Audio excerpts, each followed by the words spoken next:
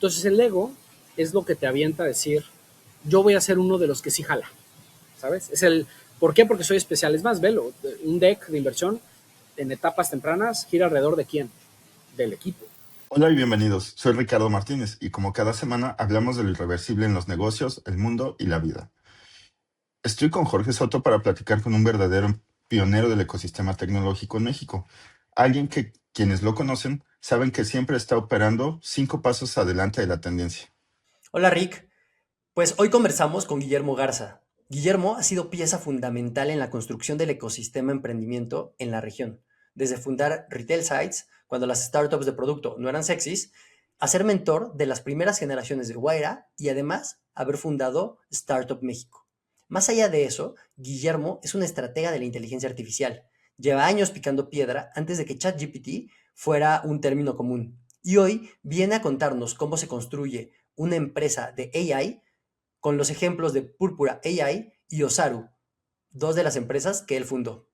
¿Por qué decidió entrar a Berkeley Skydeck, siendo ya un referente en la industria? Y cómo la era de los agentes y de la IA ha impuesto un cambio en la fuerza laboral que es totalmente irreversible. Bienvenido, Guillermo.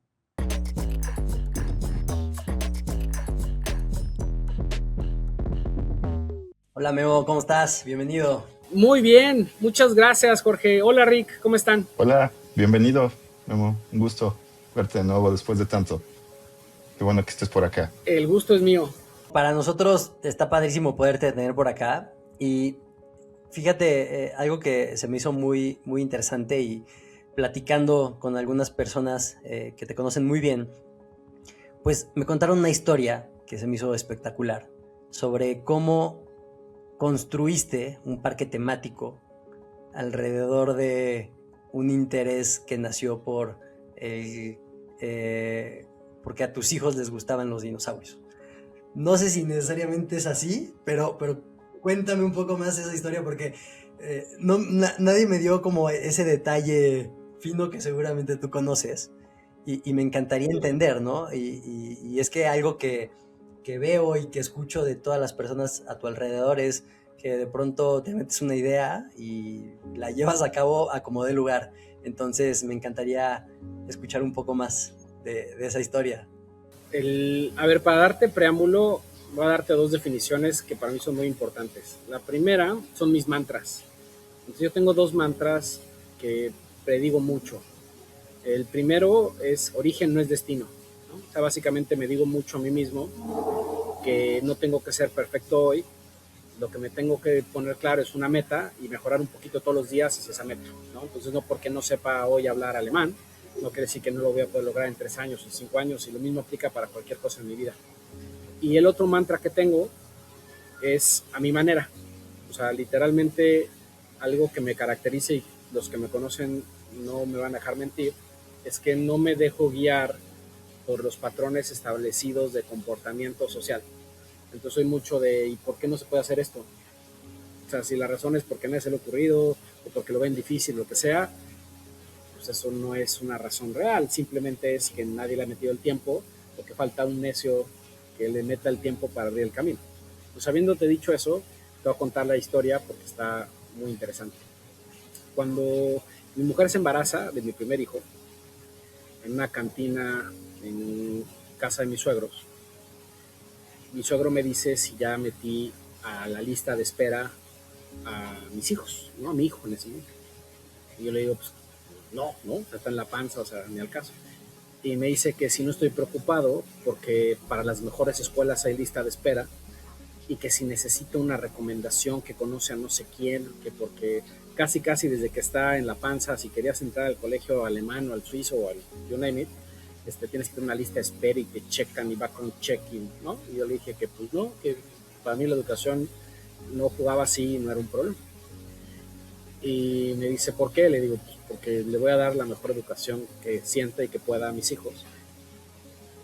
Para verdad, ¿no? Y le digo, entonces si para mí la mejor educación es homeschooling, pues le voy a dar homeschooling.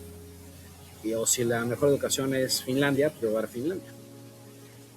Y mi suegro me dice que no, que eso no es posible porque en México la educación es laica y es obligatoria. Entonces que yo a fuerza tengo que meter a mis hijos a la escuela. Le dije que no. Y me dice, pues, ¿cómo le vas a hacer? Le digo, pues, me voy a Finlandia y ya.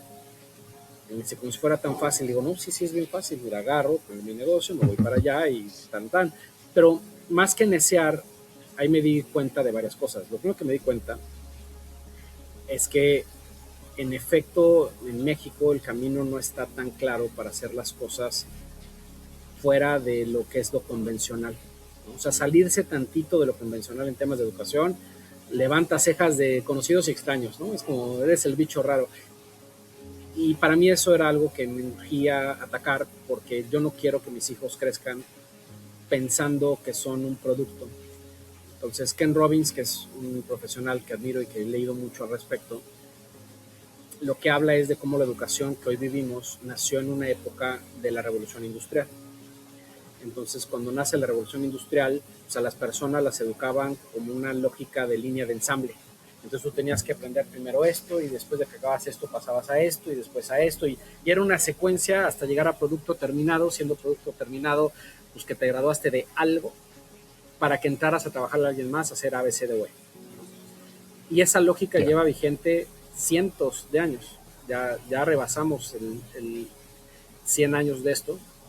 Entonces, lo que cuestiona básicamente Ken Robinson era por qué tiene que ser así, por qué no podemos personalizar la educación de acuerdo a lo que cada niño necesita, e inclusive por qué no adecuarla al contexto económico, no de cómo estamos hoy, sino donde vamos a estar. Porque pues, el problema de educación es de nada me sirve que eduque a alguien hoy en algo que queda obsoleto a los 3 minutos de que ya acabó de estudiarlo, ¿no? Sí. Entonces el tema del parque dinosaurio, cerrando la brecha, viene porque para mí no tengo claro cuáles van a ser los trabajos del futuro. En ese momento de mi vida, que ya tiene, pues justo Paulo tiene 11 años, entonces estamos hablando de hace 11 años, tampoco lo tenía, no era claro qué trabajos iba a haber, pero lo que sí estaba seguro es que hay competencias universales que hay muy poco riesgo si las desarrollas y ganas un montón. Y para mí una se llamaba finanzas personales y la otra se llamaba innovación. Entonces, lo que pienso, porque está vigente, no es un tema que he abandonado, es que cualquiera debería de tener algo de educación de finanzas personales, y es algo que en ningún punto te enseñan en la escuela. Y la parte de innovación, si la centras en la capacidad de resiliencia y desaprender y aprender, pues es una de las competencias que hoy le hace más falta a la humanidad. O sea, está cañón. O sea, es muy evidente como entre más grandes eres, más te cuesta trabajo innovar, ¿no? Entonces, ahí dije, ¿cuál es la mejor forma de enseñar eso en etapas tempranas? Pues pegándole un hobby. ¿Cuáles son de los principales hobbies que un niño chiquito tiene? Pues los dinosaurios. Entonces, ¿cómo le puedo hacer para enseñar finanzas personales e innovación a un niño chiquito? La respuesta, con dinosaurios animatrónicos y realidad aumentada. Entonces nos fuimos a sacar la licencia de Discovery para darle un valor educacional. Nos fuimos a sacar 40 dinosaurios animatrónicos, a limpiar un área del Parque Bicentenario y a montar una experiencia de un recorrido de poquito más de 2 horas, donde al lado de cada dinosaurio había un QR para que jugaras con el dinosaurio, ¿no? O sea, podías tomarte fotos con él, podías manejarlo, podías hacer distintas cosas, pero también trabajamos con el Museo Interactivo de Economía, con la directora, que es Silvia Sinker, es una crack y tiene mucha vocación de enseñar economía, y desarrollamos unas experiencias para enseñar a los niños. Entonces, por ejemplo, había una que era un supermercado donde el cajero era un dinosaurio, de nuevo había que meter los dinos en algo para que fuera interesante, y el niño agarraba productos, y con los productos que agarró le decía cuál era su inflación. Entonces le decía, ¿sabías que la inflación es algo personal, no es del país? Entonces tú vives una inflación diferente a los productos que tú consumes. Entonces hay productos que suben mucho, hay productos que no suben. Entonces si tú consumes mucho de esto, tu inflación es altísima. Entonces empezamos a platicar mucho alrededor de eso. Fue una experiencia increíble. O sea, tuvimos la fortuna de meter a más de 40,000 familias esta experiencia. Y luego llegó el COVID y pues nos enseñó que el escenario del mundo físico no era el idóneo para escalar. Y pues a los pocos meses me dediqué más a vender dinosaurios y rematarlos que a vender experiencias, ¿no? Pero me quedó el gusanito, o sea, tan me quedó que a la fecha, no sé si te lo contó mi mujer, pero mi siguiente proyecto, que ya lo tengo más que claro, es lo que sería el equivalente a la universidad de mis hijos. Entonces pues hoy mis hijos, te digo, tenía 11 el mayor, yo tengo claro que en 8 años voy a hacer un break de lo que sea que me esté dedicando y le voy a dedicar al menos unos 3 o 4 añitos a ver cómo se ve el modelo educativo que ellos van a requerir para una economía que hoy me cuesta trabajo tangibilizar. O sea, no tengo claro cómo se ve lo que va a requerir Paulo, por ejemplo, saber en 8 años para que pueda monetizar su talento. Lo que sí estoy Sí, seguro es que no se va a llamar contador, también estoy seguro que no va a ser, sí, no. ¿sabes? O sea, hay cosas que hoy meto las manos al fuego que no van a ser. Sí, Claro. no, claro. Ya no van a estar ahí. Y es que ese punto que mencionas es, o sea, muy interesante. O sea, cómo llevamos tanto tiempo eh, en el mismo método, en el mismo modelo educativo y cómo inclusive a veces se cuestiona tanto, o más bien se cuestiona tan poco el cómo cambiar estos modelos, ¿no? Tengo una conocida que tiene una escuela que se llama Kuruwi y es muy interesante porque está basada, o sea, para mí cuando me explicaron, digo, educativamente no estoy claro, es un modelo italiano que ha sido muy Rey exitoso Emilia o cuál. y no estoy, digo, la verdad es que no estoy seguro, pero lo trajeron a México o hicieron algo similar a lo que ellos hacen, que tiene muchos casos de estudio, muy interesante, y básicamente es el método científico. O sea, lo que ellos te plantean es el método científico donde le das al niño, o sea, no le dices cuál es la tarea que va a hacer, sino que le dices qué te, qué, qué quieres cuestionar, ¿no? Y entonces fuimos a una exposición que armaron, pero aparte es una exposición que armaron niños de 5 años. O sea, obviamente, pues todo el espacio, los profesores y los colaboradores de ahí se encargan de armarlo, pero realmente estás viendo el trabajo de niños de 5 años. Y es algo espectacular, porque de pronto era como, vamos a armar una lonchera, porque no me gusta cómo son las loncheras. Entonces es como, ok, no te voy a decir que las loncheras tienen que ser cuadradas, te voy a decir que las loncheras tienen una función y tú decides cómo quieres que sea, ¿no? O me acuerdo que nos explicaban de estos baberos que a veces en algunas escuelas utilizan, ¿no? Por ejemplo, para pintar y cosas así, y decían, no, es que a nosotros no nos gustan nuestros baberos o nuestras batas, ¿no? Entonces, le daban todo un flujo de empezar a investigar, entender, de que ellos hicieran sus prototipos tal cual, para que dieran una propuesta, y al final era como, no, pues sí, el babero que tenemos creo que sí es el mejor, o no, de plano sí creamos una nueva dinámica, una nueva metodología, o un nuevo producto que funciona. Y a mí eso me voló la cabeza, y además se me hizo, o sea, me enamoré de lo que estaba viendo, ¿no? Y yo le decía a mi esposa, como, es que, ¿te imaginas las habilidades que van a tener estos niños versus el otro 90 y tantos % de la población? O sea, están pensando, están entendiendo las cosas, no están diciendo, ah, esto es cuadrado y entonces se quedó cuadrado y de aquí no avanzamos.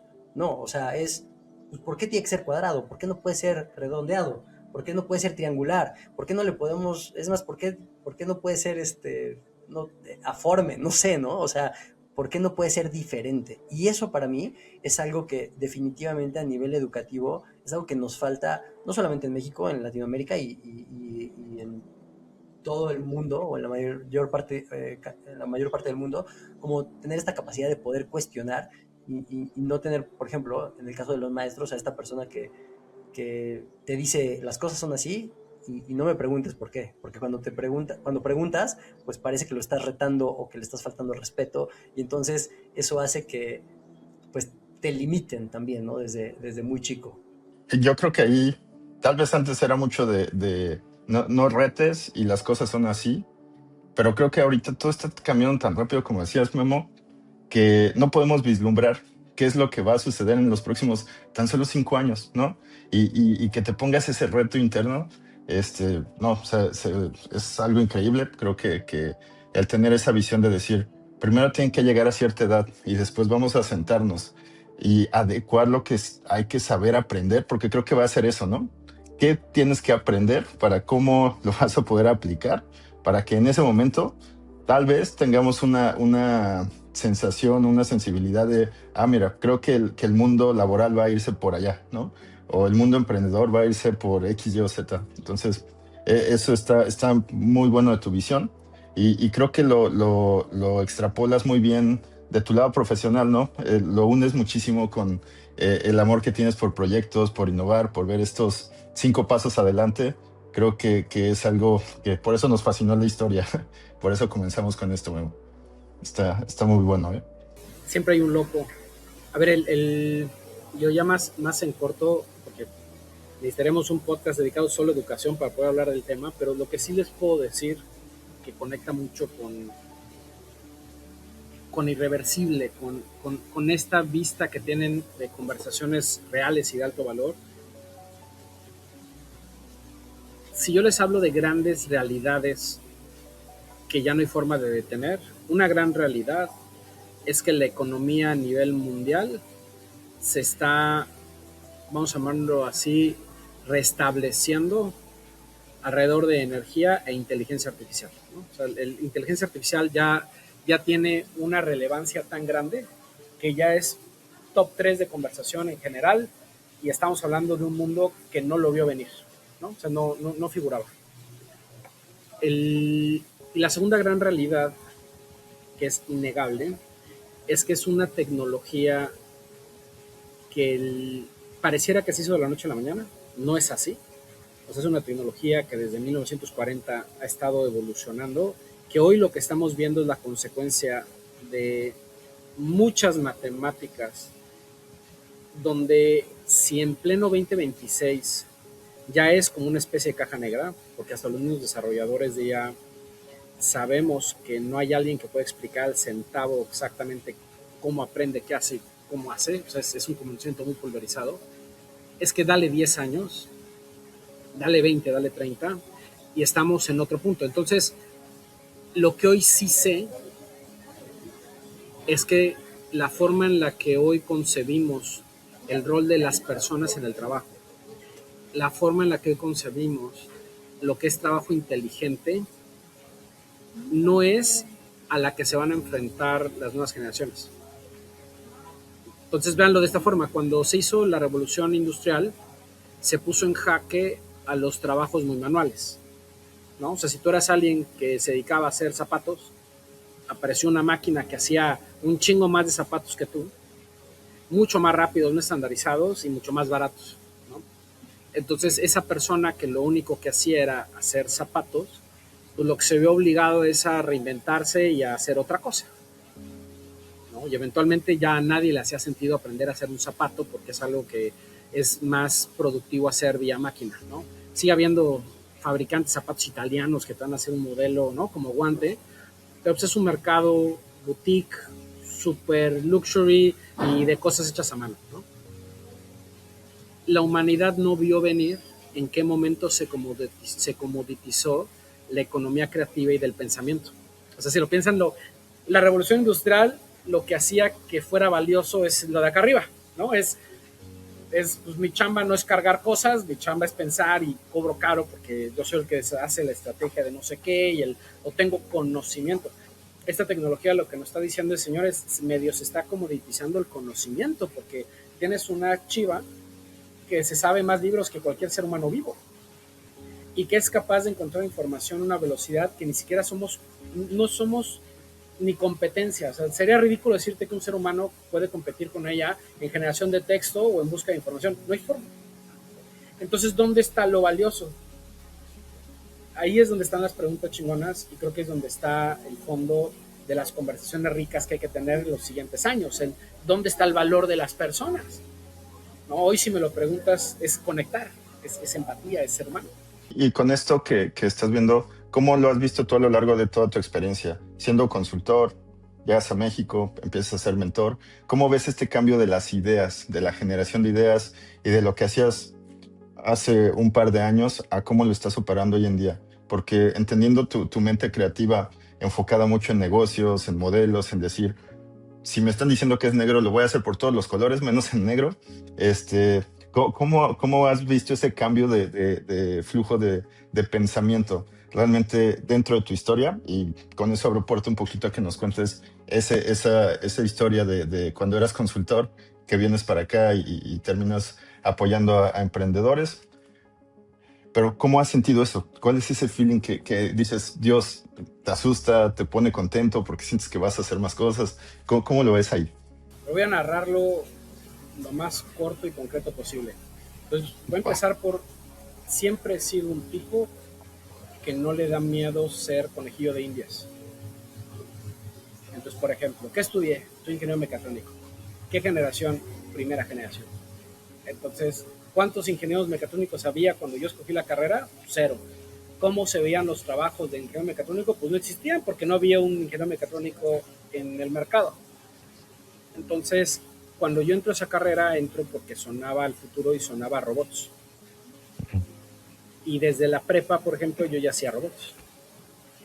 Y me di cuenta de cómo a mí me llamaba mentalmente mucho la tecnología y me llamaba mentalmente mucho la capacidad de hacer cosas que no existían, ¿no? El innovar per se.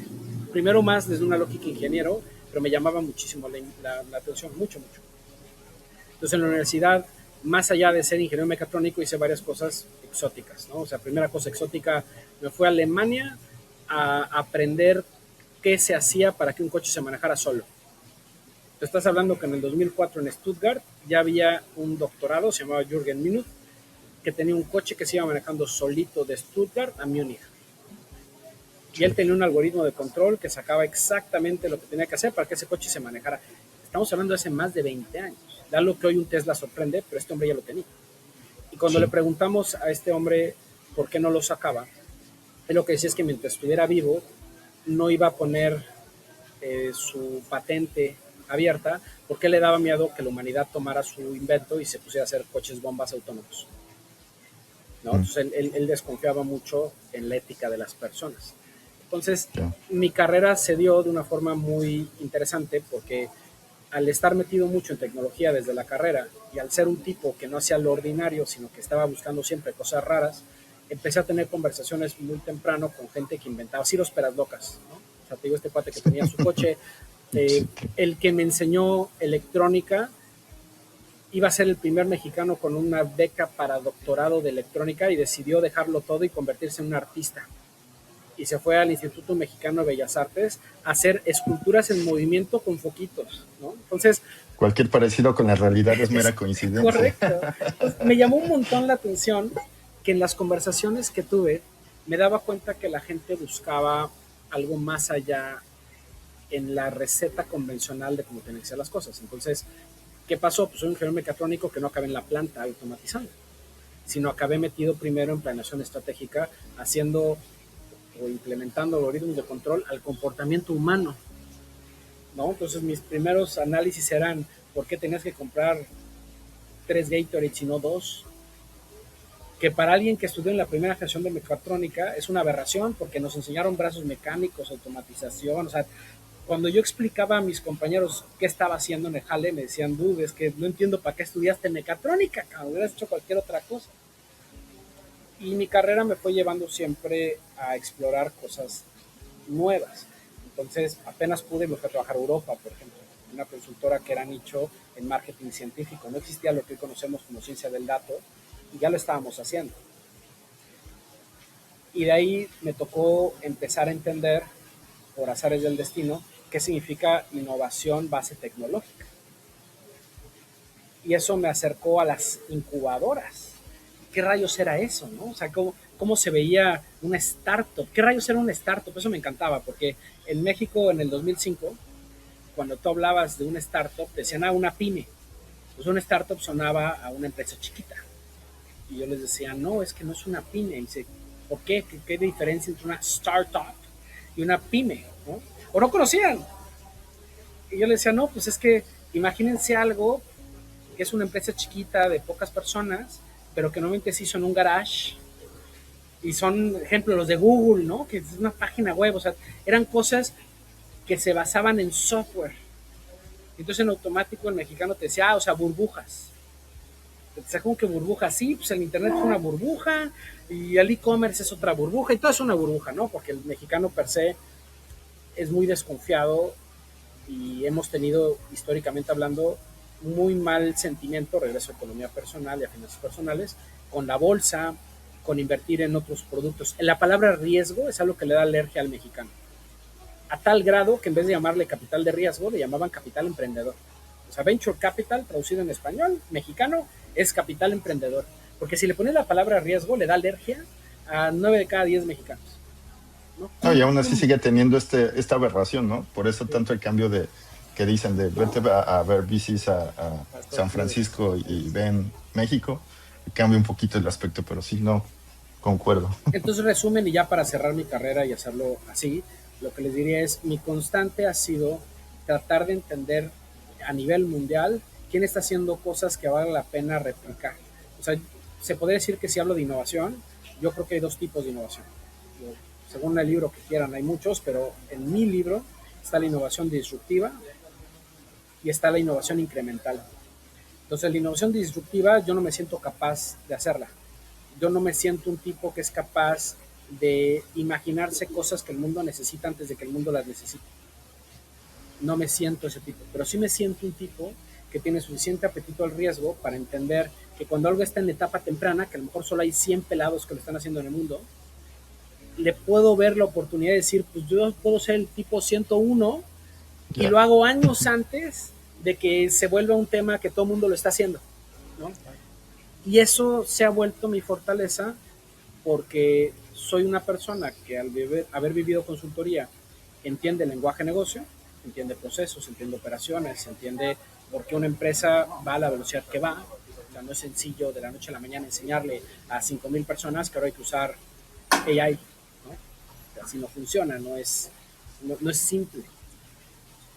Entonces toda mi carrera se ha ido desarrollando en ir aprovechando mi capacidad de hablar de una forma muy sencilla tecnología y de tener un apetito al riesgo de ser de los primeros en hacer cosas y echando a perder se aprende. O sea, no me da miedo saber que buena parte de las cosas que he hecho en mi vida no llegaron a ningún lado. Ejemplo, el Parque de los Dinosaurios. En ese momento yo estaba súper emocionado con realidad aumentada. Me fui a Japón y me fui a China, a Shenzhen, a ver cómo manufacturar nuestros propios lentes de realidad aumentada, porque yo visualizaba un futuro donde tú ibas a estar ahorita con unos lentes y iba a ser una capa de datos encima de todo. Me gustan mucho las Sí, caricaturas japonesas. Yo me imaginaba que lo que veo en caricaturas iba a ser posible verlo en la vida real y que de conectaras algo que mandaba a tu mente un mundo digital, ibas a poder hacer cosas en una vida digital tipo Ready Player One. Y yo dije, ¿por qué no? A lo mejor ese es el mundo de mañana, ¿no? Y le apostaba todo a hacer AI, o a hacer realidad aumentada, o a hacer, ¿no?, modelos de control, o a hacer... ese es el resumen de mi vida profesional realmente. Un entendimiento de negocios muy alto y un apetito al riesgo igual de alto que me ha dado la oportunidad de estar en las curvas más tempranas de las principales tecnologías que ha habido en el mundo. Entonces, sí me tocó echar a perder con Bitcoin. Echar a perder es porque ni compré suficiente para haber dicho yes, pero sí me aventé a entender, saqué hasta NFTs, por ejemplo. Nosotros tuvimos NFTs. Oye, y esto que tú elegiste de esta innovación incremental, ¿crees que también en Latinoamérica estamos muy ahí? O sea, porque creo que es algo que le pasa a toda Latinoamérica, ¿no? Creo que es algo que... ¿Por qué crees que sea? ¿Qué nos falta para ser del otro lado de la innovación?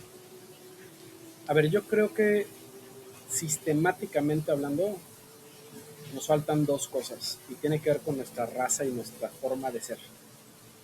Lo primero que nos falta es excelencia operativa. Te voy a dar ejemplos concretos. Tú ves culturalmente hablando un alemán, un japonés, un mexicano, y culturalmente hablando es más común que el mexicano piense cómo brincarse 5 pasos y más o menos llegar, siendo que el alemán te revisa paso por paso y que haya seguido todas las letras, y para el japonés no es ni siquiera cuestionable que hayas leído a detalle todos los pasos antes de mover un dedo. Entonces, cuando tú ves cómo somos culturalmente hablando, somos mucho más creativos, ¿no? El mexicano es el que va a agarrar y cuando se te paraba el bocho agarraba las cuerdas de su tenis y la ponía, ¿no? Y el alemán te decía, no, necesitas una refacción, modelo, no sé qué, que tienes que comprar en Alemania y de este material. El mexicano decía, no, hombre, somos buenos improvisando. El tema es que para hacer innovación de veras que escale y que se adopte a nivel mundial, necesitas tener cosas que sean capaces de darle soporte a un mundo y que no se vayan a romper por cualquier tontería. Y el reto de ser tan improvisados y tan creativos como latinos es que no nos damos el tiempo de meterle rigor a la evaluación de calidad de las cosas. Entonces, si tú ves las olas de innovación que nos hemos perdido, perdimos la de manufactura. México es el principal productor de pantallas. Pregúntame qué innovación de pantallas hacemos en México. Somos la maquila. Automotriz. México es de los principales países que produce autos. Producir autos está cañón. O sea, es de las industrias más reguladas, igual que la de la aviación. Aquí también tenemos en Querétaro Bombardier y hacemos aviones. Sí, brother, ¿qué avión hemos hecho en México? ¿No? Es más, yo me acuerdo en Top Gear, cuando sale el Mastretta, se reían de nosotros por tener un coche mexicano. Entonces, respondiendo a tu pregunta, lo que nos ha faltado es rigor. Nos juega en contra que seamos tan improvisados, tan creativos, porque al no tener rigor en un método, no es confiable. Entonces, si yo te voy a decir que vas a jugártela con un RP que factura todo tu negocio, que tienes que escoger entre un SAP alemán o un RP que sacaron unos chavos mexicanos, y no quiere decir que no se nos venga la idea, ojo. Yo creo que en ideas, en América Latina tenemos muy buena generación de ideas, pero creo que en la implementación de esas ideas nos falta rigor. Si lo comparas con Estados Unidos, para mí también es el gran diferencial. Tú vas hoy a Silicon Valley. En Silicon Valley te hablan de 996. ¿Qué es eso? De 9 a 9, 6 días a la semana. ¿Por qué trabajan 996? Porque están compitiendo con China. Tú te sientas hoy con una startup y te dice que con quien está pensando es contra un chino, porque hay un chino que tiene una idea idéntica a la suya y que allá tiene una mano de obra mucho más barata. Entonces, si no le chinga 996, no va a llegar. Bueno, voltea a ver al latino. No digo que no trabajemos un chingo, porque trabajamos un chingo, pero sistemáticamente hablando, no hay un 996. O sea, no hay un movimiento orquestado donde startup que voltees a hablar en América Latina trae el mismo rigor. No, no es cierto. Es más, si me apuras, varios han sido exitosos, pero más por consecuencia de un proceso que por una cultura. Mercado Libre ha sido súper exitoso. Para mí es un ejemplo de un emprendedor que fue necio y muy disciplinado operativamente, y un outlier. Eran emprendedores con escuela alemana, con escuela americana. O sea, te diría, nos sigue faltando Con en América estructura. Latina esa estructura, curiosamente. Y ahora que lo mencionas, me remontaste a mi época de Vietnam también en las industrias, donde teníamos mucho el meme de esta de la cinta gris, de que cualquier cosa se arregla así, y extrapolándolo a lo que cuentas, igual es como, hay muchos procesos bien hechos del extranjero, ¿no? Y venimos y aquí producimos muy bien, pero creo que también es parte de la magia de que hacemos que cualquier proceso funcione, ¿no? Creo que esa creatividad nos ayuda para poner en marcha lo que sea. Pero sí tienes razón, creo que la estructura inicial nos falta bastante por ser nosotros quien lo seté inicialmente, ¿no? Creo que ahí es donde esto que dices de las horas de trabajo en startups, creo que sí, tienes completamente la razón y no, nada más que decir. Y en esa lógica, Guillermo, siempre fuiste así. Porque también estamos hablando hoy con una experiencia de 20, 30 años, ¿no? Entonces, obviamente, pasa el tiempo y puedes compararte, puedes darte cuenta que al principio tal vez fallaste. ¿Cómo, justo, si fue así desde el principio, o cómo adquieres esa visión y este compromiso y esta rigurosidad de la que hablas como emprendedor? ¿Qué es lo que te lleva a decir, sabes qué, esto es lo que necesito para realmente poderlo hacer, ¿no? Y más pensando en que además tú fuiste mentor en Guaira, por ejemplo, ¿no? Entonces, una de los primeros programas de aceleración que hubo en México, ¿no? Entonces, ¿cómo le transmites también eso pues a estos futuros emprendedores, ¿no? Lo primero que les puedo decir tiene que ver con mi mantra de origen no es destino, ¿no? Entonces, es algo que para mí me quedó muy claro desde que era chico. Es que yo no quería un camino seguro, yo quería un camino que me llenara, ¿no? Te voy a dar un ejemplo. Mi papá trabajó en Pemex muchos años. El camino seguro era meterme a Pemex. pensemos que en la época en la que yo estudié es la misma época en la que Pemex era la mejor empresa en todo, en prestaciones, en sueldos, o sea, era increíble trabajar en Pemex. La gente se peleaba, había plazas heredadas en Pemex. Para mi mamá ese era el caminito, ¿no? Oye, mete a tu hijo en Pemex. Para mí ese no era el camino, para mí era, pues, echando a perder se aprende, no pasa nada. Lo peor que puede pasar es que lo vuelva a intentar. Entonces tenía mucho que ver con mi apetito al riesgo. Entonces yo no sabía hacer las cosas, porque no lo sabes, you don't know what you don't know. Pero lo que sí estaba seguro es que quería que las cosas me supieran. Quería poder estar contento de narrarte una aventura. Soy mucho de historias, me encantaban las aventuras. Entonces yo quería, más que la vida aburrida, yo decía que yo no quería que mi vida se me pasara detrás de la ventana, yo quería que la vida se me pasara haciendo aventuras, ¿no? O sea, así, contando una chocoaventura nueva cada semana. Y esas chocoaventuras venían de atreverte a hacer cosas que nadie más hacía. Hasta mis hobbies, son muy raros mis hobbies. Yo soy el otaku, pero también soy gamer, pero también me meto a jugar tenis, pero también soy mentor, pero hago unas cosas ahí medio exóticas, juego muchos juegos de mesa, por ejemplo. Y el otro que me ayudó mucho en mi carrera en etapas tempranas, si hoy eres un emprendedor y tienes 20 y pocos años, fueron consejos que me llegaron a simbrar, ¿no? O sea, yo tengo uno clarísimo. El consejo me lo dio John Coyle. John Coyle es un medallista olímpico que se hizo de su medalla de la forma más rara. No voy a contar la historia por no aburrirlo y por respeto a John, que además cuenta su historia en conferencias, pero lo que les puedo decir es que me dio un consejo que se me quedó grabadísimo. El consejo es el siguiente. Desde niños nos enseñan a no renunciar.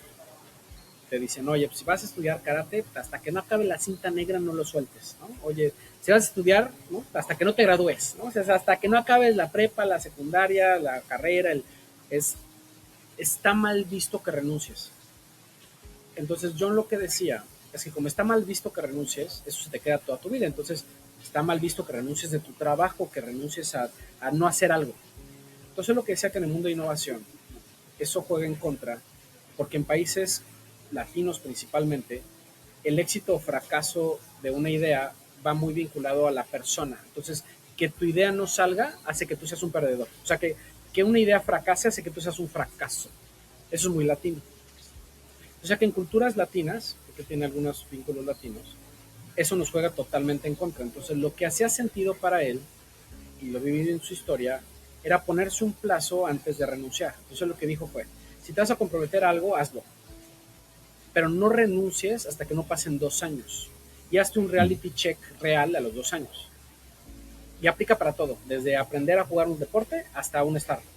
Entonces, si te vas a dedicar a emprender, poca madre, güey, lánzate. Y métele todos tus kilos, todos tus ahorros, todas tus ganas, todo, hasta por 2 años. Y a los 2 años, párate y hazte un reality check de veras. Entonces tienes 3 escenarios. Escenario número 1, va tan mal que es súper obvio que lo tienes que dejar. Va tan bien que es súper obvio que tienes que seguir. O va regular. Entonces lo que dice John es que seas consciente que si va regular, ahí te tienes que hacer una pregunta de lifestyle. ¿Es esto algo que veo para mí otros 2 años? Porque de nuevo, cuando va muy bien es muy fácil decir, seguimos, ¿no? Yay, startup, ¿cómo te vas a bajar de una startup que está creciendo a 20x cada año? Y si va muy mal, pues también es obvio, ¿no? Oye, renuncia, pues sí, güey. ¿Cuándo tienes que renunciar? A los 2 años, ¿no? Si llevas 2 años en tu startup, ya 2 años, ya es un buen tiempo para que te des cuenta si hay product market fit, si el mercado lo quiere, si, ¿no? Entonces, si te comprometiste a de veras, no de side business, ¿no? No de trabajo de 9 a 7 y a las 7 le dedico media hora, no. Es de, comprométete 2 años a hacer algo. Y cada que te topes con un escenario gris, pues hazte la pregunta si es algo que va con tus ideales, con tu misión, con tu visión y si eres feliz. Si la respuesta es sí, pues échate otros 2, que eventualmente es un pivote. Entonces a mí ese consejo me llegó muy temprano y eso me ha guiado en un montón de las cosas de mi vida. Entonces, oye, Memo, Dadbox, ¿no? Que fue una de las startups que cerré. Me dolió un chingo cerrarla, pero también hubo que aceptar que había que cerrarla. Dadbox fue una startup que hice para mis hijos, justo la de los dinosaurios. Oye, pues no era un mercado, si me pregunta realidad aumentada, en ese momento prometí un montón. Hoy yo no veo a la gente consumiendo realidad aumentada en casi nada. Entonces, es más, Mark Zuckerberg cerró el metaverso. O sea, hablamos de algo que le metieron billions of dollars a empresas como Facebook. O sea, no fue que a Memo Garza se le ocurrió algo que nadie más estaba viendo. Pues hubo que decir no, no hay para nada, no hay problema, no jaló a otra cosa. Creo que eso es bien importante si eres un emprendedor. O sea, que sepas cuándo renunciar y que entiendas eso, que entiendas que menos de 2 años no lo estás haciendo, o sea, no te estás dando la oportunidad y te vas a arrepentir. Si cierras y renuncias a algo antes de 2 años, te vas a arrepentir porque nunca supiste si diste tu máximo. Nunca supiste si te faltó tantito y hay cosas que te persiguen, ¿sabes? Chin, me faltó hacer esto, no, debí de haber hecho esto. Entonces me enfoqué mucho a ese consejo, que es no dejes que las cosas te persigan. Cierra capítulos, ¿no? O sea, oye, no jaló, pues no jaló. Datbox me duele cerrarlo, un chingo. ¿Me persigue el día de hoy? No. Aprendí un chingo, di mi máximo. En 2 años pivoteé, hice de todo. Me volví importador, fui a Asia, hice lentes, mil un cosas. Si no hubiera hecho Datbox, no habría un Osaru, ¿no? Claro. ¿Sabes? Este comentario que haces es tan valioso y creo que, o sea, diste en el blanco en cómo se percibe en Latinoamérica como fracaso, el dejar las cosas, ¿no? Y creo que, pues, como emprendedores, de pronto es este estigma que te persigue y que justo hace que sufras además, mucho más, porque además de hecho, digo, y ahorita vamos hacia allá con Startup México, pero en su momento yo cerré una startup que llevaba 7 años operando eh, y fue una plática de Marcus Dantus la que me hizo darme cuenta que era momento de dejar precisamente ese negocio. Y es justo por lo que tú acabas de decir, porque llega un punto en el que tienes que poner la balanza, no porque no sea un buen negocio, no porque no esté funcionando, pero sí porque dices, oye, a ver, pues ya llevo aquí en el periodo de tiempo, le dedico toda mi energía y tal vez el resultado que me está dando para alguien puede ser suficiente, pero para mí no. Y entonces, pues en mi balanza, pues no me está dando para que pueda vivir la vida que quiero vivir. Y es súper válido decir, ¿sabes qué? Hasta aquí, ¿no? Y de pronto creo que justo tú en tu trayectoria, pues te has enfrentado, bueno, no te has enfrentado, sino que has colaborado y has estado cercano a un montón de emprendedores que probablemente han vivido eso, ¿no? Que es hasta la vergüenza de decir, fracasé, de decir, no fui, porque aparte, en esa época en particular, estos primeros emprendimientos que estaban surgiendo, llámese 2007 a 2000, pues me atrevería a decir mínimo 2020, 2018, o sea, unos buenos 15 años, el referente o lo que arranca todo, pues es Facebook y es esta película de red social que de pronto le ponen enfrente a todos y todos son como, ¿cómo? O sea, un güey que salió de la escuela y que entonces... y exacto, y es como, hay que dejar la escuela, hay que irse de fiesta y vas a conocer comiendo pizzas a tu cuate y entonces vas a asociarte con él y todo va a salir bien. Y no, esa es una historia. Y algo que a mí siempre no sé, como que me sorprende la gente es que de pronto escuchas pues a personas que dicen, no, es que voy a hacer esto, pero, pero pensando que ellos van a ser el unicorn. Y el unicorn es la excepción. Y creo que eso es algo muy drástico de entender y justo es hasta que ya te enfrentaste a los fracasos, ya te enfrentaste a la complejidad y no por eliminar como esta magia, este sueño, no, no, simplemente es entender o sea, ¿cuántos unicornios hay en México? ¿No? Hay 5. Voy a hablarte un poco más de mi realidad en muchos más años de experiencia que como empecé. Pero si hoy hablara con el Memo de hace 20 años justo, yo le ayudaría o intentaría ayudarme a mí mismo con 2 reflexiones. La primera reflexión es cuánto pesa mi ego contra mi felicidad. Entonces, ¿qué pasó? Entre más joven eres, tu ego pesa un chingo. Yo te diría, no conozco fundador que no tenga ego. Es de hecho job description, por así decirlo. A ver, es que, y es obvio, ¿no? O sea, si tú ves datos duros, hay más probabilidades de que te vaya mal a que te vaya bien, ¿no? Es una realidad. No sé si unicornios hay 5 o 10, pero aunque hubiera 5 o 10, por cada unicornio debe haber unas 10,000 empresas que fracasan. Y a lo mejor me quedé corto. Entonces, probabilísticamente hablando, emprender tiene más garantías de fracaso que de éxito. That's a fact. Entonces, el ego es lo que te avienta a decir, yo voy a ser uno de los que sí jala, ¿sabes? Es el, ¿por qué? Porque soy especial. Es más, velo, un deck de inversión en etapas tempranas gira alrededor de quién, del equipo. Porque la idea que tengas, quítale la mitad, métele 5 cosas y es la distancia entre Airbnb, que eran literalmente colchones inflables, al negocio que hoy es. No tienen nada que ver. Entonces es tu culé, es tu ego, es que soy un chingón por esto, es que yo estoy viendo algo que nadie más está viendo, es que yo me la creo, es que yo, porque además, si no te motivas a ti mismo, nadie más te va a echar porras, ¿eh? O sea, tienes más cosas en contra que a favor. Y en México el deporte nacional no es el fútbol, es criticar. Es decirte, yo te lo dije, ¿ves? Te dije que no iba a jalar. Entonces el primer consejo era entender eso, porque si lo pongo en balance mi ego contra felicidad, aprendí después de años que la felicidad es la distancia entre mi realidad y mi expectativa. Entonces, entre más grande la distancia entre mi expectativa y la realidad, más infeliz soy. En el momento en que fui aprendiendo a poner mis expectativas alineadas, poniendo en la balanza muchas cosas, me hice más feliz. Entonces, por ejemplo, hoy yo tengo una empresa que es venture backed. Yo fui a levantar dinero a Silicon Valley. Pasé por una de las aceleradoras más demandantes de Estados Unidos. Aceptan 1 de cada 8,000 proyectos.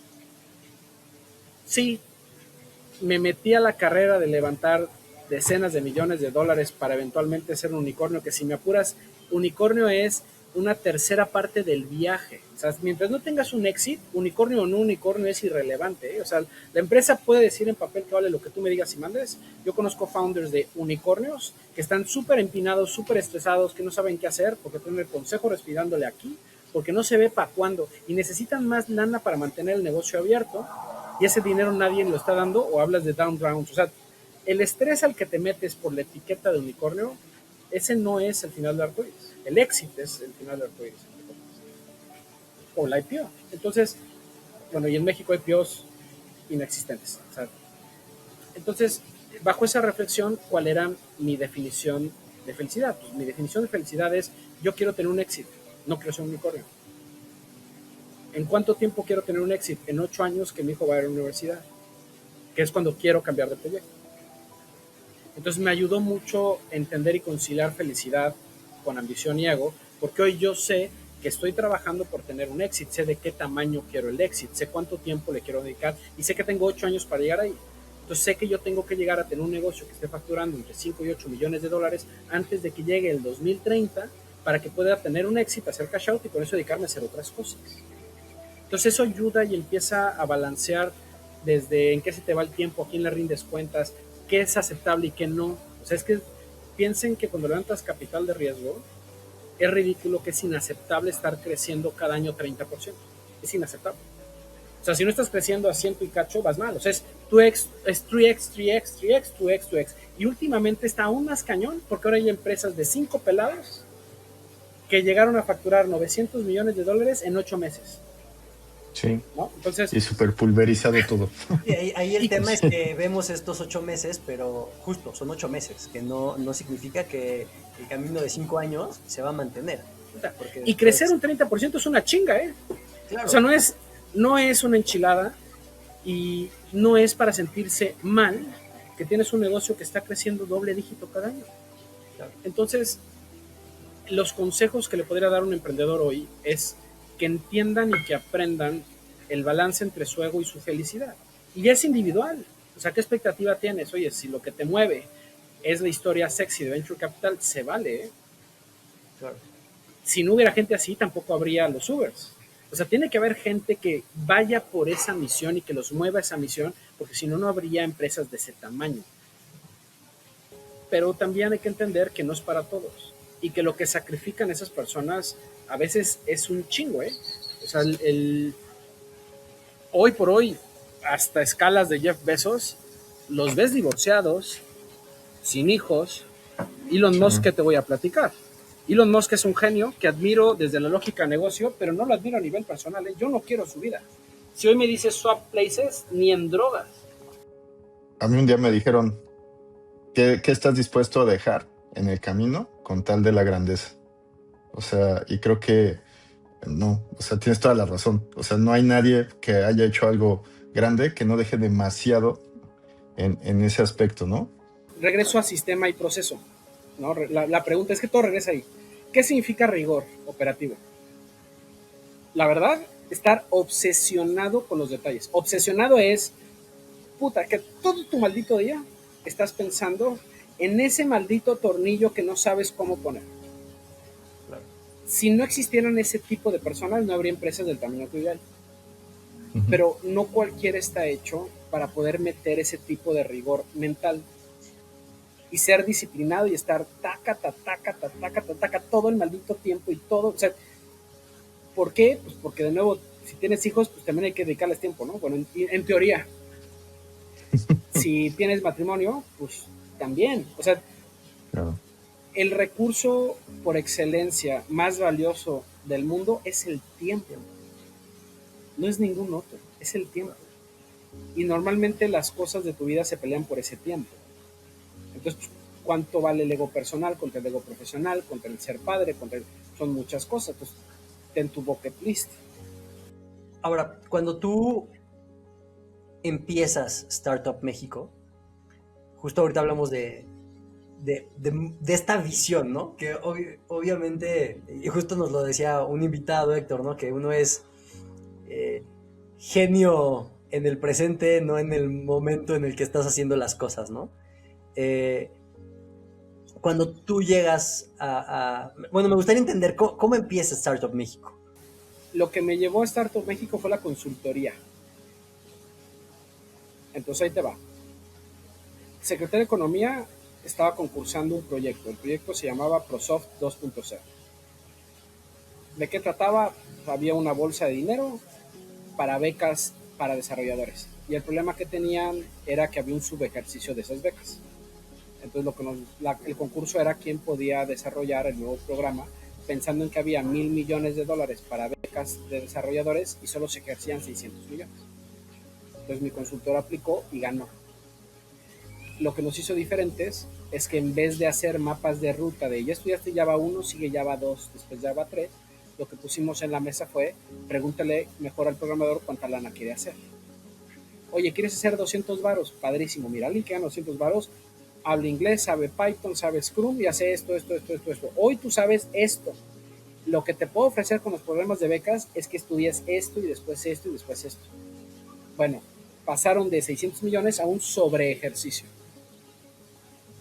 Lo que siguió es que la misma Secretaría de Economía, cuando el presidente Peña firma la primera ley, fue la creación del INADEM, fue la primera cosa que firmó. Y dentro del INADEM, uno de los proyectos estratégicos era la marca País de Emprendimiento. Entonces igual licitan un paper, cómo tiene que ser la marca nacional de emprendimiento. Entonces yo era mentor de Guaira en ese momento, conocí a Marcus Dantus, que Marcus era el que dirigía Guaira, y aplicamos al proyecto con un estudio de mercado de todo el ecosistema emprendedor dentro y fuera de Estados Unidos. Entonces hicimos un paper donde fuimos a Inglaterra, fuimos a Jamaica, o sea, no sabían, pero el primer startup algo, ¿no? Porque Startup Nations el concepto, el primer startup algo de todo Centroamérica, Caribe y América Latina, antes de Startup Chile fue Startup Jamaica. El más famoso fue Startup Chile. Pero estaba Startup Jamaica. Entonces, imagínense cómo sería nuestro estudio que recopilaba qué están haciendo en Inglaterra, pero qué están haciendo en Israel, pero qué están haciendo en Boston, en Nueva York, en Silicon Valley, obviamente, qué están haciendo en Chile, qué están haciendo en Jamaica. Y el resultado fue un paper de unas 400 hojas que Marcus contaba muy alegremente, que decía que en México no se puede hacer el equivalente a Startup Chile porque en México hay más verduras que el chile. Traducido a Memo Garza, Memo lo que hizo fue una estrategia donde vimos que cabían 26 startups México en México. porque era bien diferente lo que se podía hacer en Manzanillo, que lo que se podía hacer en Mérida, que lo que se podía hacer en Nuevo León y Saltillo, que lo que se podía hacer en el Bajío. Porque si intentabas hacer una sola marca país, te ibas a quedar bien corto, porque no vas a poder ofrecerle algo que cumpla las necesidades de todo el país. Entonces llevamos una receta al titular del INADEM, que en ese momento era Jacob Rocha, donde le dijimos, mira, el mejor Startup México que puedes hacer es una vocación de pequeños ecosistemas regionales, bajo la misma marca. La marca se llama Startup México, pero pensemos que hay un campus Tijuana, hay un campus Monterrey, hay un campus Mérida, y cada uno tiene su propio consejo interno, que tiene sus alianzas de universidades, sus alianzas con empresas locales para que le contraten a las startups, porque algo que vimos súper exitoso de lugares fuera de San Francisco, donde había mucha innovación de tecnología, que era en la que nos queríamos enfocar, la de alto impacto, pues era que el gobierno le metía lana a contratar emprendedores. O sea, en Estados Unidos, por ejemplo, todas las instituciones de gobierno, por ley, tienen que gastarse el 2% del presupuesto en empresas de startup, o sea, de reciente creación de menos de 2 años. Pero dijimos, vamos a hacer un campus en distintos lugares. Y Corte B, como decían ahorita, 3 doritos más tarde, se voltea a Jacob Roche y nos dice, está padrísimo su paper, ¿cuánta lana tienen para hacerlo? Y la respuesta es, pues lana, pues ninguna, de hecho te estamos cobrando por este estudio, o sea, no. Y nos dicen, ok, ¿cuánta lana necesitan para hacer los primeros campus? Entonces dijimos, pues hay que arrancar con 4 campus, necesitamos 30 millones de pesos, y con esos 30 millones de pesos abrimos México, abrimos Mérida, abrimos Tijuana, que es por estar por la frontera nos hacía mucho sentido con el ecosistema de San Diego, y abrimos Guanajuato, que el corredor de Bajío estaba bien interesante. Uh-huh. Y nos dijo, pues a ver, consíganse que los estados pongan lana y órale va. Y fuimos al DF y el DF dijo, órale, yo le pongo. Entonces fuimos un proyecto que nació privado, entre comillas, porque cada campus estaba amarrado a un gobierno.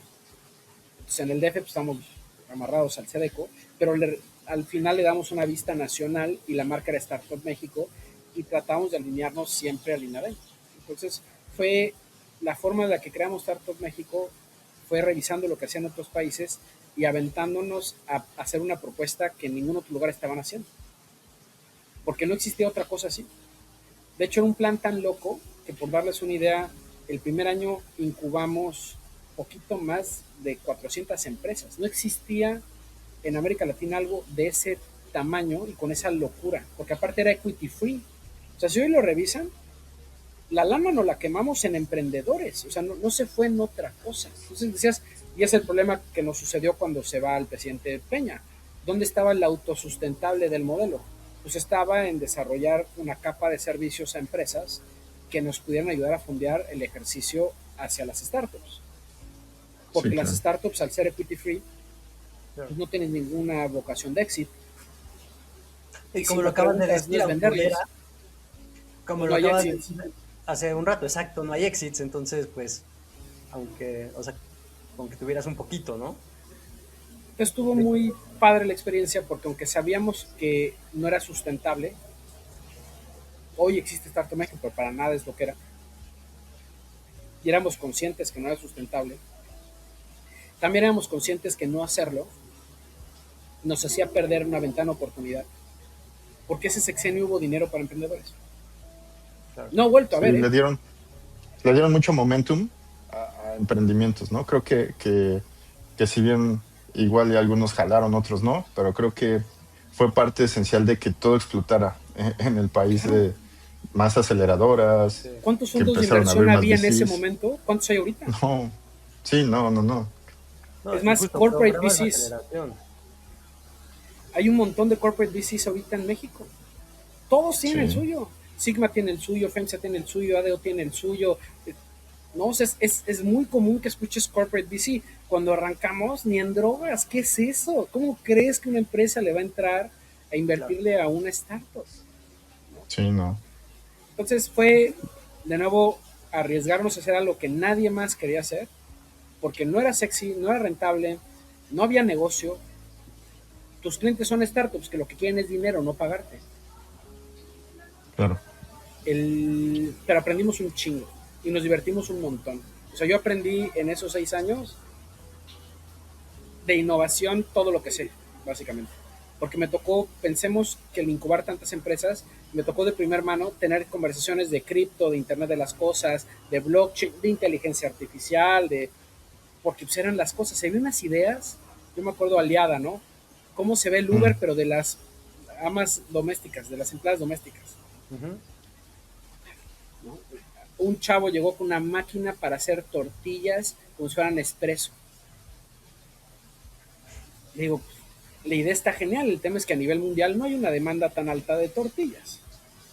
Y en México, pues, Como ¿quién de compraría café. esa máquina si lo que tiene son cafeteras? No, exacto. ¿No? Entonces, Claro. estaba bien interesante la capacidad. Ahí nos dimos cuenta que el latino y el mexicano, por ideas no paramos, te lo juro. O sea, tenemos muy buenas capacidades de ideación. Creo que hay un factor bien, o sea, en el cual nos diferenciamos mucho de otros países, y es que justo tenemos muchas ideas, pero también el mexicano, el latinoamericano sabe que a lo que le vaya a apostar tiene un one shot, porque aquí no es como en Estados Unidos que decía como falla, pero falla rápido para o sea, no, no, no, o sea, aquí tienes los ahorros de tu vida, tienes lo que te dio tu abuelita, te prestaron los primos, los amigos, lo que conseguiste para poderle ejecutar y tienes un one shot. Y si en ese one shot no le das, se acabó la historia y te regresas a chambear a donde puedas chambear, ¿no? Entonces, definitivamente creo que, como lo dices, o sea, este tipo de espacios, uno ayuda a darle visibilidad también a estas personas que están buscando y también hasta poderle decir, mano, no pierdas el tiempo, o sea, no, no va por ahí o evalúa un poquito más lo que vas a hacer antes de que le metas lana, pues justo a lo mejor a un producto que pues, te lo va a comprar 10 pelados, ¿no? Pero de ahí ya no vas a pasar porque va a ser bien difícil mantenerlo, ¿no? O escalarlo. Entonces, pues justo yo veo y justo recuerdo Zoom como una de estas plataformas y seguro, pues Ricardo inclusive hizo ahí también se echó algunos pininos por lo que entiendo. Entonces, creo que fueron de esas marcas que en México fueron muy valiosas y durante una época en donde el emprendimiento sí tuvo, sí tuvo mucho impacto, no porque ahora no lo tenga, pero fue como este trampolín para muchas startups, para muchas personas, para muchas empresas precisamente.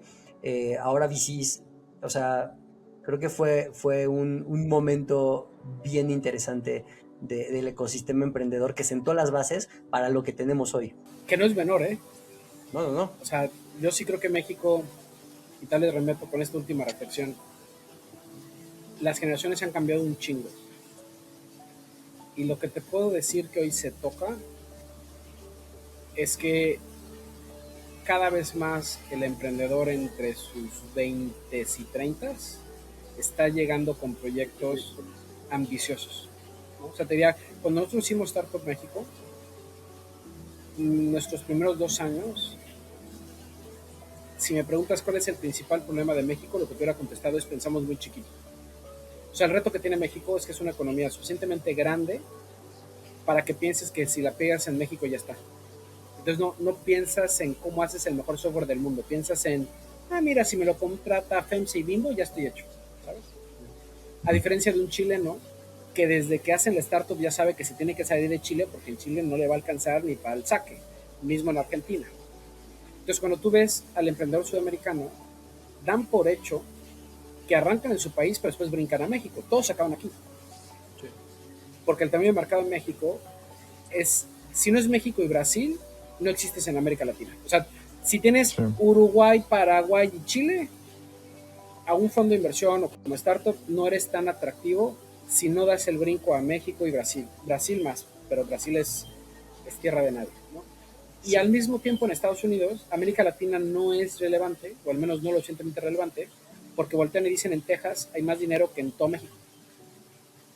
Entonces, es bien interesante cómo el problema que ha tenido México y que creo ya no lo tiene, porque lo veo con los nuevos chavos, es que en ese momento las ideas que nos traían eran baja tecnología y tamaño de mercado muy chiquito, ideas muy pequeñas.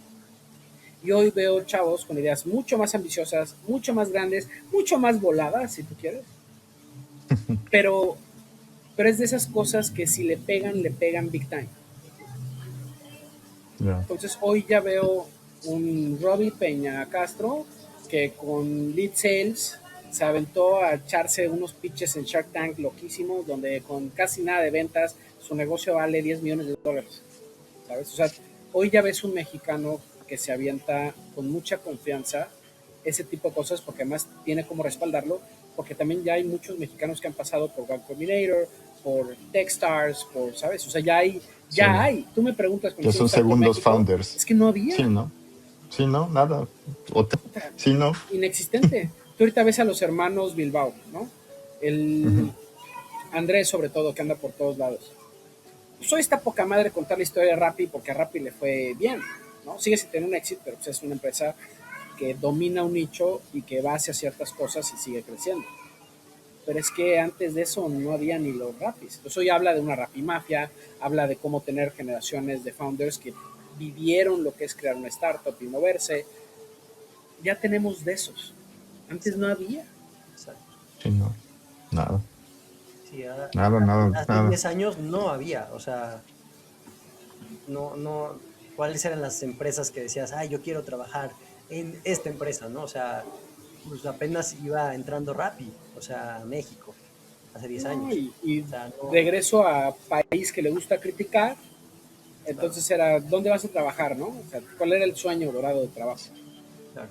Pues eran empresotas, no era trabajar en startup. Y hasta este momento hemos hablado de mucho emprendimiento, hemos hablado de justo estar abierto a cerrar ciclos, abrir nuevos. Eh, Sin embargo, algo que también nos dicen mucho es como enfócate. Si no le metes foco, y ya lo tocamos ahorita, ¿no? Eh, el 996, ¿no? Sin embargo, quien vea tu historial, Memo, pues, a mí la verdad es que me llama mucho la atención porque has estado ejecutando muchas cosas en paralelo, ¿no? De pronto, justo terminando tu relación o tu colaboración con Startup México, pues empiezas Púrpura, empiezas la Fundación Osaru y además eras director en Entity Data, ¿no? Que es una consultoría enorme. Un poco se contrapone a lo mejor hasta con lo que hemos hablado, ¿no? O no. Me gustaría entender un poco cómo le haces para justo malabarear, para no perder el detalle, ¿no? De esa tuerca que hay que apretar y poder asegurar que los proyectos que estás ejecutando, pues se logren, ¿no? Y no sé si esto tiene que ver con que en ese momento ya tenías equipos más sofisticados, estabas muy claro de la cultura. ¿Cuál es ese factor, ¿no? Que te permite pues estar poniéndote diferentes cachuchas, ¿no? De diferentes proyectos. A ver, la respuesta más honesta y humana que te puedo dar es que ese mantra que tengo de a mi manera me invitó a darme la oportunidad de experimentar y de darle un propósito a las cosas, ¿no? Entonces, por ejemplo, yo decía, ¿qué sueño profesionalmente hablando? ¿No? Pues es cosas que hago raras, que no mucha gente hace. Yo hago algo parecido a un bucket list cada década. Entonces yo agarro y digo, pues en esta década, estos son al menos las cosas que quiero lograr. Incluso un bucket list, ¿no? Entonces, por ejemplo, tengo guardada en la chistera, en algún punto de mi vida quiero dedicarme un año a jugar póker. Un año. O sea, literal, que ese sea mi trabajo. Obviamente no va a ser en esta década. Pero soy consciente que mi necesidad de estar aprendiendo y haciendo cosas hace que me aburra muy rápido si estoy haciendo exactamente lo mismo todo el tiempo. Entonces, como soy consciente de eso, lo que fui es creándome de sus bucket lists que te sorprendería lo que puedes ponerte en una década y tratar que la gran mayoría sumara, o sea, que no fueran cosas abismalmente distintas. Entonces, por ejemplo, ¿cuál fue el rol de NTT Data en mi vida? Pues me tocó justo de responsabilidad definir el futuro de la oferta de data e inteligencia artificial en NTT Data. Entonces mi rol era meterme a explorar innovación en una empresa totota y aprender cómo se ve la vida corporativa de una empresa de cientos de miles de empleados, que es algo que nunca había vivido. O sea, la empresa más grande en la que había trabajado, si bien es cierto, es Oxxo, Me tocó Oxxo en los inicios de mi carrera, con lo cual no sabía lo que era tomar decisiones en Oxxo. Y como emprendí muy joven, ni me imaginaba cómo se veía la política de una empresa que tiene que pedirle permiso a Japón para que después le diga a España, para que después le diga a México, que hoy te digo se llaman 14 meses de burocracia. Pero hasta que no lo vives, no lo haces, ¿no? Entonces puse en mi bucket list, quiero ver qué puedo aprender de una empresa de ese tamaño, porque montarla no es trivial. Yo estoy seguro tiene mucho que aprender, o sea, tengo mucho que aprender de ahí. Entonces, regresando a mi regla de los 2 años, dije, quiero estar al menos 2 años en una empresa de ese calibre. Entonces, pues, tuve la oportunidad de hacerlo. Eso sumó con el tema de inteligencia artificial, porque fui de los primeros mexicanos, de eso estoy seguro, que estaba jugando ya con OpenAI. O sea, antes de que existiera ChatGPT, yo ya estaba jugando con DaVinci y ya estaba jugando con DALL-E. Con otra lógica, con la lógica de construir la oferta de una consultora súper grande. Pero ya estábamos haciendo cosas y ya entendía la realidad del enterprise.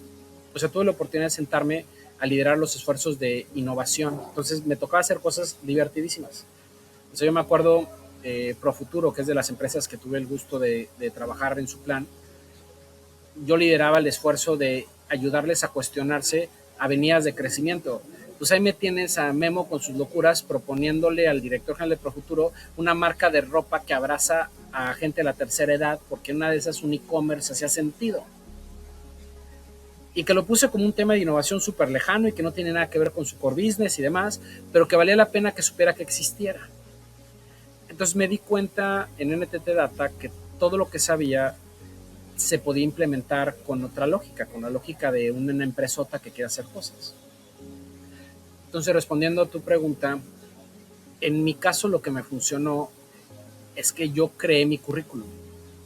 O sea, yo dije, yo lo que quiero es saber cómo soy una empresa grande, pero también quiero saber de inteligencia artificial, pero también quiero saber cómo hacer esto y quiero al mismo tiempo seguir vinculada a la educación porque me encanta la educación. Entonces, la educación, ¿a dónde lo mandé? A la fundación. ¿Por qué? Porque no está en mis valores cobrar por enseñarte para ciertas cosas, no me suena. Entonces me hizo más sentido meterlo bajo una fundación. Y todo lo que era experimentación y entender cómo funcionan las empresotas para poderles vender cosas, pues tenía que venir de quien ya les vende cosas, que en este caso fue una consultora grande. Y todo lo que era mi apetito por emprender, pues lo tuve que apagar un rato porque no es compatible tener una empresa y unas responsabilidades como las que tenía NTT Data y al mismo tiempo tener una startup. Entonces tuve que poner un director general en mi empresa. Pero estuvo increíble porque también me enseñó el cómo se ve coachar y mentorar a un director general. O sea, imagínate que mientras yo trabajaba en NTT Data, una vez a la semana me sentaba con el director general que pusimos a coacharlo en cómo iba la empresa. Entonces me supo mi empresa bien diferente porque ahora eran los ojos del director general que me contaba el desmadre de mi equipo, al que yo formé y elegí a mano, pero que ahora le tenía que reportar a él con su forma de ser y con sus procesos y que yo tenía que dejarlo actuar porque no soy yo, ¿no? O sea, tienes que darle chance de que él haga lo que quiera hacer. Y lo que me tocaba era coacharlo en cómo lo hubiera hecho yo, pero pues también déjalo que lo haga. Entonces nunca me había tocado ser mentor desde esa lógica. Me había tocado ser más un mentor de innovación o un mentor de piensa más grande para emprender, no un mentor de ser humano que tiene que dirigir un equipo, que tiene que crecer un negocio, donde además los consejos que le doy, si no jalan, me estoy dando un balazo en el pie porque es mi empresa. Entonces, si coacheo mal a mi director general, me estoy haciendo un daño a mí mismo. Sí. Entonces estuvo muy padre porque, Harakiri. digamos, de nuevo, son muchas cosas en paralelo, pero me dio la capacidad de abstraerme y de desarrollar competencias. Entonces regreso a la definición de cada quien de qué es felicidad. En mi caso, yo quiero seguir aprendiendo y creo que no tienes por qué aprender todo de la misma forma, aprendes de distintas formas y logré darle un rol de aprendizaje a cada experiencia que escogí tomar. Y siempre que me comprometí con algo, di mi máximo.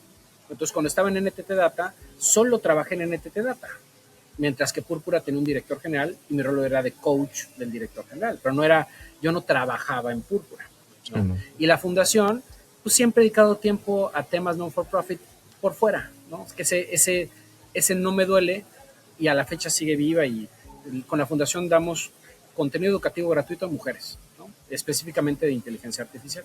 Entonces todo sumó. Y hoy estoy muy parecido porque tengo Saru, que es una empresa de producto, tengo Púrpura, que es una empresa de servicios, y tengo la fundación. Lo que sí les puedo decir es que encontré como las tres cosas tienen el mismo objetivo. y es como nos preparamos para la siguiente ola de cambio de Lo que inteligencia sigue. artificial. Para entrar ahora sí a Osaru, igual me gustaría preguntarte, ¿no? Seguro muchas personas que están escuchando esto dicen Osaru, lo he escuchado en algún lado. Eh, de, ¿De dónde viene ese nombre, Memo? Ah, está padrísimo. Cuando nació mi primer hijo, el mismo de la anécdota de Datbox, Ok. el acuerdo con mi mujer es que si era niño yo le ponía un nombre y si era niña ella le ponía nombre. Entonces, cuando supo que es niño y me preguntó cómo le iba a poner, yo le dije que Goku. No tienen ni Qué idea el cool. drama que me montaron. O sea, Sí, la eterna pelea, me imagino. puta, la torturé unos veces, pero no me salí con la mía. Entonces, cuando llegó el momento de emprender, que justo renuncio a NTT Data, lo que dije es, aquí no tengo que pedirle permiso ni opinión a nadie para ponerle nombre a mi negocio. Entonces, yo soy fan de Dragon Ball. Entonces, lo que yo veía es que la educación y particularmente la inteligencia artificial eran un superpoder. Entonces yo dije, dentro de Dragon Ball, ¿cuáles son las posibles cosas que tienen que ver con superpoderes donde algo detona un superpoder? Entonces estaba el Kaioken, ¿no? Como que había varias cositas, pero la que más me enamoró fue el concepto del Osaru. El Osaru es cuando un Saiyajin ve la luna llena, se transforma en un simio Ujú. gigante, conquista planetas. Entonces dije, ya está, vamos a hacer un Osaru, vamos a hacer esa luna que cuando alguien se suma a nuestros programas o use nuestros productos, se va a convertir en su versión conquista planetas. Entonces vamos a hacer un software que cuando alguien use nuestro software se conviertan en ese simio conquista planetas. Y la otra cosa que estuvo súper chida es que cuando hicimos Osaru, tuve la oportunidad de aplicar a Berkeley, que es la Universidad de Skydeck, y les piché una idea súper rara. Para ese entonces, hoy ya teoría es muy ordinaria. Entonces yo lo que les decía es que el director general va a tener unas herramientas increíbles y que hoy el 100% de la industria está volteando a ver a la gente que tiene computadora y hoy nadie está volteando a ver al cajero del Oxxo. Entonces lo que dije es, yo creo que el cajero del Oxxo merece su propia inteligencia artificial de la misma calidad que el director general de la empresa. Y curiosamente, por cada director general hay como un 10,000 de los otros güeyes. Entonces es un mercado mucho más grande, mucho menos competido, pero también es un producto muy distinto. Y mi pitch fue básicamente una frase, you don't know what you don't know. Entonces, cuando trabajas en el Oxxo, no sabes lo que no sabes. Cuando eres el director general, sabes todo. Entonces, la IA del director general es una IA que te tiene que hacer lo que tú quieres como tú quieres. Cuando eres la IA del cajero del Oxxo, es una IA que te tiene que decir lo que no sabes que sabes antes de que se te pongan los problemas enfrente. Pues es una lógica totalmente distinta, es un producto totalmente distinto. La Universidad de Berkeley, con su fondo de inversión, me dio la oportunidad de picharla. Me dijeron, suena interesante porque además no es un tema de México. Retail hay en todo el mundo y no solo retail, o sea, frontline workers hay en todos lados. ¿Cuántos hay? Pues para números gordos son 2 billones de personas. Entonces me dijeron, pues dátelo, ¿no? Lo peor que puede pasar es que no jale, lo mejor que puede pasar es que hagas unas herramientas que con el 1% que compren es un chingo de gente, pues vamos a ver qué pasa. Y hoy estoy en eso, estoy creando la generación de herramientas del futuro de las personas que no tienen correo y que no trabajan con computadora, que trabajan en la calle.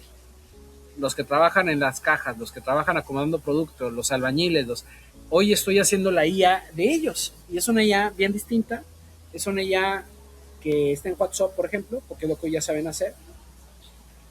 Y he aprendido un montón, porque son productos que a ojos de alguien que está usando Cloud se sienten muy básicos, pero cuando lo pones en la mano del cajero del Oxxo dicen está poca madre. Entonces yo le estoy diseñando cosas a alguien que es baja tecnología, chingo de rotación y que nadie tiene tiempo para escucharlos. Y por primera vez los están escuchando, ¿no? Porque me imagino que también te da muchísima retroalimentación. Mi reto hoy es cómo le haces para convencer a quien paga esas cosas, porque no es el empleado, es la empresa, de que esto tiene un Ujú. retorno de inversión. O sea, ¿de qué Claro. sirve ¿Y que tengas cómo? una herramienta que escuche ese güey? Sí, no. O sea, no es que se despierte hoy un director general en la mañana y diga, híjole, me preocupa un montón que mis 10,000 empleados de Cinépolis no estén enseñándoles la salsa de los nachos. Eso no pasa. Ujú. Entonces, ¿cómo se ve abrir una categoría donde todo el presupuesto de marketing va enfocado a la gente que tiene una computadora, no al frontline worker, donde no hay presupuesto. Si me preguntas hoy con qué compito contra lápiz y papel. Claro. Es contra toma notas, ¿no? Y pregúntale a quien más confianza le tengas. Entonces, ¿cómo se ve convencer a una empresa que le invierta a un colaborador que se les va a ir en 3 meses, porque la rotación de sus puestos es brutal, donde su trabajo es cargar cajas de Pepsi, por ejemplo, que no es un trabajo que requiera de una IA, entre comillas, donde a mis ojos les hace toda la diferencia que tengan un copiloto que les responda cualquier duda, lo que quieras, desde cómo pido vacaciones, si puedo no ir al baño, cuál es la promoción del Todo. mes, lo que tú quieras. O sea, es un product market fit hacia tanto el usuario final como el que lo va a comprar, ¿no? Porque son dos users completamente diferentes. Y ahí está el super reto. O sea, ¿cómo diseñas algo? Lo voy a decir como es. Espero que no me escuchen mis clientes. Hay una desconexión brutal entre el corporativo y el campo. O sea, el corporativo piensan, ven un tablero y dicen, pues el problema es que no abrimos más temprano, imagínate. Es que estuvo la tienda cerrada 1 hora. Ahí está. Abran más tiempo. La realidad es que hay un cuate que asalta los lunes y tal persona tiene que hacer un transporte de 3 horas y por eso no llega, y tal vacante no se cubre porque nadie quiere ir a trabajar a hacer eso. Esa es la realidad. Pero en corporativo hay un rojo porque no abrieron tanto tiempo, no es mi problema, arréglenlo. Pues cuando hay esa desconexión y tú le preguntas cómo se ve el producto que quieres al del corporativo, el que del corporativo dice, pues quiero un producto que les diga en la tienda que trabajen más rápido y que se abran todo el tiempo. Y cuando tú le preguntas al del Oxxo qué necesita para hacer un mejor producto, te dice uno que me hable bien, que me escuche, que si yo le digo que los baños no están limpios y que no tenemos un tema digno, que no sé qué, donde abres la caja de Pandora. Está bien interesante mi reto y ahí es donde tienes que ser consciente de one tool is better than no tool. Entonces, ¿cómo se ve ese one tool? Entonces me estoy enfocando mucho en entrenamiento y soporte, por ejemplo. Entonces, aunque la IA podría hacer 1500 cosas y podría coacharte y escucharte y ser tu psicólogo y motivarte y hacer 1000 cosas, pues empecemos porque haga el onboarding, imagínate. Y sí, ¿qué haces? Una IA que hace onboarding. Espanta menos, es menos complicado. Yo me empecé a meter mucho porque también estaba construyendo algo alrededor de entrenamientos y te das cuenta que, por un lado, si bien las empresas sí invierten en entrenamiento, no tienen claridad realmente de qué es lo que quieren. Porque por un lado tienen el factor de yo quiero cumplir con mi normativa, ¿no? Entonces, si un día me hacen una auditoría, quiero tener la certeza de que la auditoría se cumplió. Pero al mismo tiempo, lo que dices, ¿no? Yo lo que quiero al final es que la persona que vaya a abrir, abra. Que la persona que lleva el camioncito no se le sepa cómo debe de cargar las cosas para que no se le vayan a caer, porque si lo carga mal, pues siempre se van a caer, ¿no? Que si tienen que hacer un cambio de los gancitos después de tantos días, pues los hagan, ¿no? Entonces, eso es lo que a ellos les importa al final del día. El problema es que hay justo un desapego brutal porque justo esta persona que va a durar 3 meses, pues no tiene interés y no hay ninguna motivación realmente de aprender ese detalle, a menos que realmente sepas que puedes construir una carrera ahí o que te dan las condiciones para quedarte. Pero justo, no, ahí hay una desconexión bien interesante que da mucho por hacer y construir. O sea, lo que te puedo decir es, hoy seguimos sin tener una respuesta. O sea, no tengo un super software perfecto que arregle el tema. Es un problema suficientemente interesante, retador y grande para desarrollar un negocio alrededor de él. Pues me tiene bien interesado, hay muchas cosas por hacer. Tenemos una ventaja competitiva por distintas razones, entre ellas adopción, usuarios y que entendemos el problema y que no estamos tan abiertos, regresando a foco. Y lo que te puedo decir que me ha gustado mucho es que me ha dado la oportunidad de entender los cambios humanos a los que nos estamos enfrentando.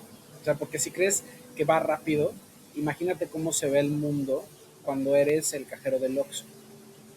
Que el lunes te dicen, ya salió esta app que tienes que aprender a usar para el inventario. ¿El inven qué? y tienes que usar esta cosa, y tienes que hacer check-in, y tienes que ahora meterte un LMS digital para hacer no sé qué, y tienes que tomar estos cursos, y para cuando volteas, dices, no, brother, me regreso de albañil. O sea, y es esa gente la que mueve este país. Sí, ¿no? O Entonces, al revés, tienen el miedo, ¿no? De decir, oye, salió esto, tienes 3 meses más y gracias, ¿no? Creo que y irónicamente hablando, ahí te va otro insight que vuela la tapa de los sesos. Hoy tiene más riesgo de quedarse sin trabajo un programador que un albañil. claro. Entonces, ahí es donde empiezas a darte cuenta de lo importante de hacer las cosas bien hechas para cada población, o sea, este es un roller coaster que no vemos venir, ¿eh? O sea, hace 8 años me dices, ¿le apuestas a una carrera de desarrollo? Te diría, claro, se necesita. Dame otros 8 años y te diría, necesitas ciertas nociones, pero ya no el nivel de profundidad, a menos de que te hagas un super especialista y te hagas un arquitecto. Y no hay suficientes puestos necesarios de arquitectura para que todos los desarrolladores se dediquen a eso. O sea, va a haber un tema donde se ve de un cuello de botella. Entonces, ¿cómo se ven las Sí. nuevas chambas a las que van a tener que aplicar? No sé. Pero hasta que los robots no sean rentables, vas a seguir necesitando albañiles. Entonces, estoy contento porque nos tocó vivir una época súper divertida.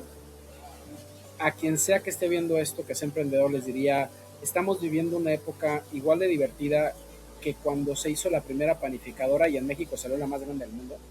Entonces no hay una razón por la cual no pensar que no podamos tomar la oportunidad de crear la empresa más grande de you name it alrededor de inteligencia artificial, porque hoy no se ve venir. Les voy a hablar de cosas raras que han estado pasando. Hoy la empresa que más rápido está creciendo de redes sociales fue hecha por unos chavos que se dedicaron a hacer un score social para que tú puedas a tus peers evaluarlos como alumnos y a los maestros. Esa idea no se le va a ocurrir a alguien de mi edad porque no estamos ahí, porque no lo estamos viviendo. Entonces, si la barrera de entrada ya no es no sé programar, Ujú. tampoco es no sé de negocios, la barrera de entrada es cuestiónate cualquier cosa y hazte la pregunta si amerita hacer una empresa alrededor de eso. Y empieza a atreverte a monetizar tu talento y a ver las oportunidades y a ver la vida con otros ojos. Como poco aprendes a hacer una, como mucho te va muy bien. Entonces, estamos Sí, viendo una sí, sí. época súper divertida para ser emprendedor. Y más importante que nunca, ser resiliente, ser bien hecho. Ciberseguridad le va a dar en la madre a un chingo de empresas que no son bien hechas. O sea, hoy hay un montón de chavos que lo que venden es te automatizo cloud y 3 cositas y eso ya es mi negocio. Ni madres, esos van a tronar bien rápido. Sí, Porque hoy hay un reto de ciberseguridad, hay un reto de arquitectura, de escalabilidad, que no sale tan plano, ¿no? Cualquiera usa claro. Lovable y frontea, no cualquiera te levanta un producto que sea consistente, que pueda traer a 50,000 usuarios, eso ya requiere una Sí, la arquitectura. siguiente fase. Sí, no, Entonces, claro. ahí otra vez regresamos a dónde está lo valioso, pues en clavarte un montón de horas, en apasionarte, en ser necio y en, pues nada, En aventarte al gastar en agua, tokens. a todos. Justo quisiéramos saber un poco de qué es o cuál fue tu momento irreversible, Memo. Mi momento irreversible fue cuando decidí renunciar a mi trabajo en la consultora. O sea, yo tenía mi vida puesta en un Excel. En ese Excel venía que iba a tener 5 hijos, que iba a hacer un MBA en Kellogg, que iba a ser el socio más joven de Diamond Quest, que iba a ganar X cantidad de dinero. O sea, yo tenía mi vida bien trazada. Hasta los 27 años ese Excel iba al centavo. Yo ya era consultor, estaba expatriado en México, el gerente más joven de una oficina, una consultora, ganando en euros, o sea, súper bien. Cuando me casé y mi primer año de casados, se volvió a ver a mi esposa, verla solo los sábados y estar al punto del divorcio, tuve que elegir entre divorciarme o renunciar a mi trabajo. De ese momento en adelante no volví a ver para atrás. O sea, fue, no, yo voy a apostar en ser feliz, voy a apostar en mi vida, no voy a apostar en mi carrera profesional, voy a apostar en ser feliz y me voy a dar la oportunidad de nuevo no renunciar y darme la oportunidad a mi matrimonio sobre mi trabajo. Y así puse mi primera empresa.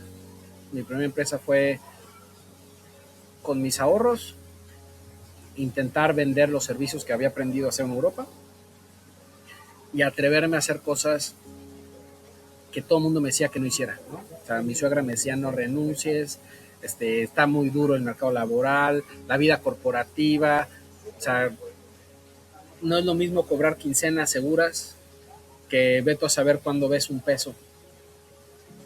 Entonces ese fue un momento irreversible, porque una vez que aprendí a generar dinero, ya nada me paró, no me daba miedo. Oye, ¿qué pasa si no se vende? Pues cerraremos y pondremos otra. Oye, ¿qué pasa si este día no jala? Pues cerraremos y tendremos otra. O sea, ideas puedes tener, ¿no? Entonces ese fue mi momento irreversible y lo tengo súper presente y se ha vuelto un antes y un después en mi vida.